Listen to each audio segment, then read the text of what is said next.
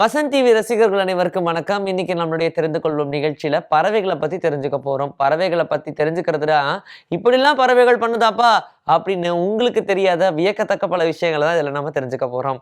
சரி, ஃபர்ஸ்ட் இந்த பறவைகள்னு எடுத்துட்டோம்னா கிட்டத்தட்ட 10,000க்கும் மேலான பறவைகள் ஸ்பீஷியஸ் இருக்கு அப்படின்னு சொல்றாங்க இதோடைய உலகத்துல. அண்ட் நம்ம பார்க்கறதுக்கு நிறைய விஷயங்கள் இருக்க தான் செய்யுது. பொதுவா பறவைன்னு சொன்னோன்னா நம்ம ஞாபகத்துக்கு என்ன வரும்? புறா, பீகாக் அப்படின்னு சொல்லி நிறைய விஷயங்கள் அப்படியே நீங்க உங்களுக்குள்ள போட்டு திணிப்பீங்க. பட் காக்காவை மறந்துட்டீங்களே.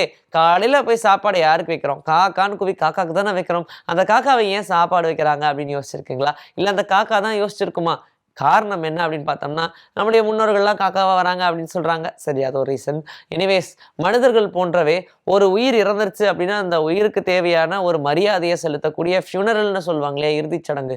அது நம்ம எப்படி ஒரு மனிதர்கள் செலுத்துறோமோ அதே மாதிரி காகங்கள் எல்லாமே சேர்ந்து அதோடைய உயிரினத்துக்கு செலுத்தும் அப்படின்னு சொல்றாங்க.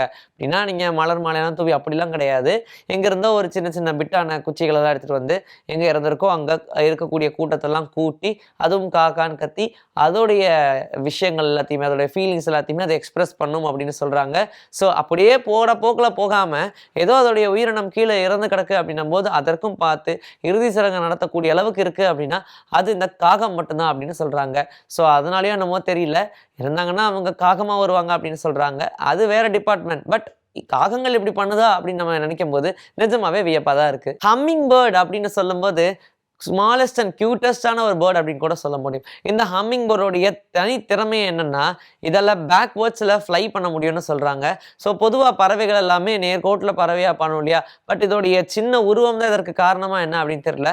பறக்கிறதுக்கு பின்னாடி கூட அதால் பறக்க முடியும் அப்படின்னு சொல்கிற மாதிரி ரெக்கைகளை ரொம்ப வேகமாக பின்னாடி கூட நகர்த்தி வரும்னு சொல்கிறாங்க. Hummingbird can back fly அப்படின்றது தான் விஷயம். ஸோ அதனால் எப்போவுமே இந்த ஹம்மிங் பேர்டை வெறும் கியூட்டஸ்டாக மட்டும் பார்க்காம அது இருக்கிற சும்மா துண்டுக்கு எவ்வளோ அறிவாளித்தனமாக இருக்குது அப்படின்னு தான் நம்ம யோசிக்கணும். நிறைய பறவைகள், குறிப்பா இந்த சாங் பேர்ட்ஸ் அப்படின்னு சொல்லக்கூடிய பறவைகள் எல்லாமே பாத்தீங்கன்னா ரொம்ப மோசமானதுங்க. மோசமானதுன்னு சொல்றதை விட போட்டு பாடாப்படுத்துதுங்க அந்த எறும்பு அப்படின்ற மாதிரி தான். எறும்புகள் எல்லாத்தையுமே அது பிடிக்கும். ஆன்டிங் அப்படின்னு சொல்லுவாங்க. ஹண்டிங் இல்லை, ஆன்டிங். இந்த ஆன்டிங்ல என்ன பண்ணோம்னா நிறைய எறும்புகளை பிக் பண்ணி அதோடைய ஃபெதர்ஸ் இருக்கு இல்லையா, அதுல போட்டு உடம்புல போட்டு பயங்கரமா ரப் பண்ணிக்கிட்டே இருக்குமா. எதற்காக அப்படின்னு பார்த்தோம்னா அது எதுக்காகலாம் விடுங்க. பட் அது ரப் பண்ணுறது மட்டும் இல்லாமல் அந்த ஹேண்ட்ஸ் எல்லாத்தையுமே எங்கெங்கெல்லாம் பதுக்க முடியுமோ அப்படியே ரெக்கைகள்லாம் பதுக்கிக்கும். திரும்ப திரும்ப இந்த விஷயத்த ரிப்பீட்டடாக பண்ணிக்கிட்டே இருக்குமா. ஒரு வேளை அது வந்து கிட்டத்தட்ட ஒரு பூச்சி கொல்லி அப்படின்ற மாதிரி யூஸ் பண்ணுதான்னு தெரியல. பட் அது அடிக்கடி பண்ணிகிட்டே இருக்கு. இப்போது நம்ம இன்னும் குறிப்பாக பார்த்தோம்னா அதுக்கு தேவைப்படும் போது பட்டன் எடுத்து அதையே சாப்பிட்ரும், முடிஞ்சு போச்சு அதோடது. ஸோ அதனால் சாப்பிட்றத கொல்றதுக்காக தான் போட்டு தேய்ச்சி அதை படிவாங்க தான் தெரியல. பட் அந்த எறும்புகள்லாம் ரொம்ப பாவங்க. ஆந்தைகள் எல்லாம் பார்க்கும்போது ஏன் ஆந்த மாதிரி பேந்த முழிக்கிற அப்படின்னு யாராவது நமக்கு சொன்னதான் ஞாபகம் வரும். ஆனால் இந்த ஆந்தைகள் முழிக்கிறது மட்டும் இல்லை, விழுங்குறதுலையும் ஸ்பெஷலிஸ்ட்டு.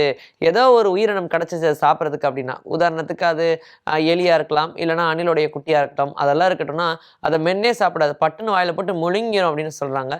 பொதுவாகவே பறவைகள் அந்த வேலை தானே பார்க்குது. இந்த மாதிரி புழுக்கள், சின்ன சின்ன எறும்புகள் இதெல்லாமே சின்னதாக இருக்கிறதுனால பட்டுன்னு வாயில் போட்டு முழுங்கிடும். அதுக்கேற்ற மாதிரி அது டைஜஷனும் ஆயிரும். ஸோ அதனால் அது சாப்பிட்றது ஈஸியாக டைஜஷன் ஆகிற மாதிரியான ப்ராடக்ட்ஸ் தான் சாப்பிடும்.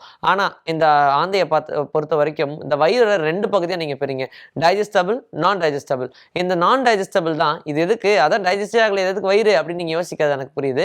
ஃபெதர்ஸ், போன்ஸ், இந்த மாதிரியான விஷயங்கள் எல்லாத்தையுமே அது ஸ்டோர் பண்ணி வச்சுக்குமா. For memories, bring back memories அப்படிங்கிற மாதிரி ஸ்டோர் பண்ணி வச்சுக்கும். இன்னொரு பக்கம் பார்த்தீங்கன்னா டைஜஸ்டிவ் பார்ட்.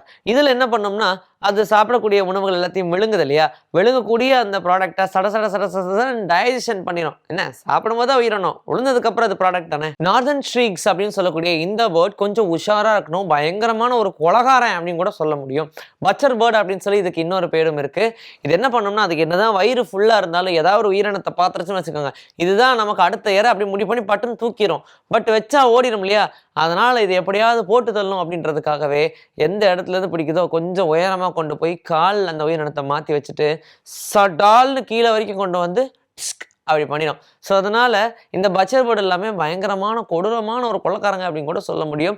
எந்தெந்த உயிரினம்லாம் பார்க்குதோ அது எல்லாத்தையும் மட்கை அசாலா பண்ணி டக்குன்னு கொண்டு போய் அதோட இடத்துல வச்சிருமா. லேட்டரான அதுக்கு பசிச்சதுன்னா அது சாப்பிட்றதுக்கு எவ்வளோ நூதனமாக கொலை பண்ணுதுங்க பாருங்க. மரங்கொத்தி பறவைகள் எனக்கு ரொம்ப பிடித்த ஒரு பறவை அப்படின்னு கூட சொல்ல முடியும். இந்த மரங்கொத்தி பறவையோடைய செயல்பாடே பார்த்தீங்கன்னா ஒரு நாளைக்கு 10,000 முறையாவது டக்குன்னு கொத்தி முடிச்சிடும். ஒரு நாளைக்கு 10,000 முடியும்னா அதோடைய வாழ்நாளில் எவ்வளோ பண்ணும், அதோடைய கழுத்து பகுதி எவ்வளோ ஸ்ட்ராங்காக இருக்கும்லாம் யோசிச்சு பாருங்க. சரி, சரி இது எதுக்காக தான் மரத்தை கொத்திக்கிட்டே இருக்கு? இதுதான் இருக்கிறதுலே ஃபாஸ்ட்டாக மரத்தை வெட்ட முடியும்னு சொல்கிறாங்க. ஒரு வேளை இதை வச்சு மரம் வெட்டணும் அப்படின்னா பயங்கர ஃபாஸ்ட்டாக இதால் மரம் வெட்ட முடியுமா? மனுஷங்க எப்படி மரம் வெட்டி வச்சு வெட்டுறாங்களோ அதை விட ரொம்ப ஃபாஸ்ட்டாக இதால் வெட்ட முடியும். அது ஆப்வியஸாக தெரிஞ்சது தான். பட் இதோடைய ஃபாஸ்ட் கிட்டத்தட்ட நம்ம வந்து என்ன தான் எவ்வளோ ஷார்ப்பாக நம்மளுடைய மரத்தை வெட்டினாலுமே கண்டிப்பாக உட்பேக்கர் அளவுக்கு ஃபாஸ்ட்டாக வெட்டவே முடியாது அப்படின்னு சொல்கிறாங்க. ஆனால் உட்பேக்கர் மரத்தெல்லாம் வெட்டுறதுக்கான காரணம் என்ன அப்படின்னு பார்த்தோம்னா, உள்ளே இருக்கக்கூடிய அதோடைய பூச்சிகள் எல்லாமே அதுக்கு தேவைப்படும். அதனால் மரத்தை வெட்டினா உள்ளே கொடுக்கக்கூடிய பூச்சிகள் எல்லாத்தையுமே சாப்பிடலாம் அப்படின்றதுக்காக தான் மரத்தில் ஒரு ஹோல் போடும். அது மட்டும் இல்லாமல் அது தங்கக்கூடிய ஒரு இடமாவும் ஆக்கிக்குமா. ஸோ அதனால் தங்குறதுக்கான இடமா ஆக்கி ஓட்டை போட்டாலும் அதுக்கு உணவு கிடைக்கும். உணவுக்காக அது ஓட்டை போட்டாலும் தங்குற இடம் கிடைக்கும் அப்படின்றனால எல்லா மரங்களையும் படபடன்னு ஹோல்ஸை போட்டு அது பாட்டுக்கு சாப்பிட்டுக்கிட்டு போய்கிட்டே இருக்குமா. அதனால இந்த உட்பேக்கருக்கு யாரை பற்றியும் கவலை இல்லை, எதை பற்றியும் கவலை இல்லை, தனக்கு சாப்பாடு கிடைச்சா போதுன்னு எல்லா மரத்தையும் டீஃபாரஸ்டேஷன் பண்ணிக்கிட்டு இருக்கு. புறாக்கள் எல்லாமே பயங்கரமான ஒரு பிரைனி பார்ட்டின்னு சொல்ல முடியும். ஏன்னா இப்போ நீங்கள் அதுக்கு ஒரு தடவை சாப்பாடு போட்டிங்கன்னா உங்களை ரொம்ப நல்லா ஞாபகம் வச்சுக்குமா. ஸோ நீங்கள் என்னதான் ட்ரெஸ் மாற்றி ஹேர் ஸ்டைல் மாற்றி உங்கள் வீட்லேயே நீங்கள் அடையாளம் தெரியாத மாதிரி மாறினாலும் முகம் மட்டும் அப்படியே வச்சுக்கணும். ஏன்னா முகத்தை வச்சு தான் அதை ரெகக்னைஸே பண்ணணும் நீங்கள் யார் அப்படின்னு. ஸோ அந்தளவுக்கு முகத்தை ரொம்ப சூப்பராக துல்லியமாக ஞாபகம் வச்சுக்கக்கூடியது புறா அப்படின்னு சொல்கிறாங்க. அண்ட் நல்லதா கெட்டதா அப்படின்றது அந்த புறாக்கு தெரியும் இல்லையா. ஏன்னா பட்டுன்னு பறந்துடாது. இதே மாதிரி தாங்க காகமும் உங்களை நல்லா ஞாபகம் வச்சுக்கிறோம். ஆனால் அது ஞாபகம் வச்சுக்கிறதுக்கு முன்னாடி நீங்கள் நல்லவரா கெட்டவரா அப்படின்ற உங்களுடைய கேரக்டர் முதல் கொண்டு எல்லாத்தையும் பார்த்துட்டு அதுக்கப்புறமா தான் அதை ஞாபகம் வச்சுக்கும் அப்படின்னு சொல்கிறாங்க. அதனால் இந்த புறாவும் இந்த காகமும் ஒரு பக்கம் பார்த்தா வெரி குட் பாய்ஸ், இன்னொரு பக்கம் வெரி டேஞ்சரஸ் ஃபெல்லோஸ். ஒரு சில பறவைகள்லாம் ரொம்பவே பாவங்க. ஏன்னா அதெல்லாம் எப்போ தூங்குனாலும் எப்படி தூங்கும்? அப்படியே ஃப்ளாட்டாக படுத்து தூங்கும். இல்லையே ஏதாவது மரத்து மேலே உட்காந்து பிடிச்சிக்கிட்டு இல்லை அப்படியே தொங்கிக்கிட்டு தூங்கும் வவ்வால் மாதிரி.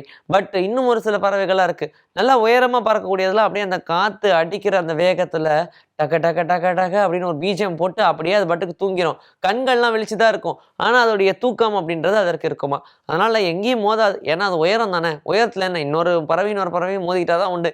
அப்படியும் வாய்ப்பு இல்லை. ஒன்று தூங்கி தான் இன்னொன்று முழிச்சிட்டு இருக்கோம். எல்லாம் தூங்குறதுக்கு நம்ம என்ன தூங்குற உலகத்துலையா இருக்கோம். But sleeping on the sky அப்படின்றதுலாம் நிறையவே வரப்பிரசாதம் அப்படின்னு தான் சொல்ல முடியும். ஆனால் அதோடைய கண்ணு எப்போ விழிக்கணுமோ அப்போ ஷார்ப்பாக விழிச்சிடும்னு சொல்கிறாங்க. எப்போவுமே அலர்ட்டாக தான் அது தூங்கிட்டு இருக்கும். இன்னைக்கு நம்மளுடைய தெரிந்து கொள்வோம் நிகழ்ச்சியில் பறவைகளை பற்றின நிறைய விஷயங்களை தெரிஞ்சுக்கிட்டோம். இதே மாதிரி ஒரு சூப்பரான நிகழ்ச்சியில் உங்களை நான் வந்து சந்திக்கிறேன். This is bye from Vijay Sri. Take care.